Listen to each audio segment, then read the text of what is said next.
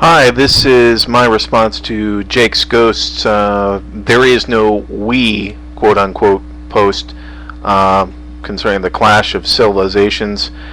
Um, Jake, I'm a subscriber to your videos, and in general, I find them to be pretty entertaining. You can be a little crass at times, but you're good for a laugh, and I don't mean that in a derogatory way. I don't always agree with you, but I do find your videos to be, pretty funny when I need a pick me up. That being said, I gotta say that I'm kind of two minds of your response. On one hand, I can say that I agree with you in that, to use the title of your video thesis in so much as that there is no we. Yeah, I would agree. There is no we. I think in a lot of ways we are, as you said, I would agree, like many other places, maybe even more so than a lot of other countries, in that we're divided up all along political party lines and lines of based on ideas, as you said, and religious identity or whatever it is. I mean, everybody's different, and I like to think that, at least most of the time, we know how to respect those differences, and not try to, I don't know, use those against one another. That's one of the things that turns me off about politics, honestly, and not to get off on a tangent, but I mean, that's one of the reasons I'm an independent. I mean, socially and ideologically, I agree probably more with the Republican Party on a lot of things, but I'm not a party ticket guy, and I'd like to think that if I was kind of on the other side of the fence, I'd think the same way. I mean, I suppose, like I've said before in my earlier videos, I consider myself a moderate conservative, but I don't just, I don't just file the vote for the GOP and call it a day. I mean, I'm not that sort of person. I feel like whichever party I'm going to go with, whichever candidate I got to go with, has to earn my respect, honestly, and I don't see a lot of that going on. Especially now, but from either party. It's all just to kind of, I don't know, one big contest of how to outdo one another. But anyway, in any case, without getting off on that particular line of thinking, the area I disagree with you in partly, and I think I know why you're coming at this subject matter like you did in your response. The whole thing about, the people, the followers of Islam being afraid of dying alone. I mean, I don't know if that's true or not. I'm not a Muslim.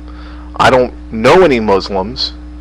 I have some understanding of the Islamic faith and most major world religions because I studied them for a while. But I mean, I think it needs to be said, and hopefully most people understand this, and I'm sure you do too, Jake, is that the people that are blowing themselves up, for one thing, the Osama bin Ladens of the world, whatever faith or non-faith, whatever you want to call it, is that they're a member of, or if they're just, atheist or whatever, I mean, I don't think it really has a whole lot to do with religion, whatever you want to call it. I mean, but the fact of the matter is, Osama bin Laden and the people that like him that believe that they need to blow up their enemies to accomplish their ends, their goals, and get other people to do that for them, for Allah or whoever it is that they're doing it for.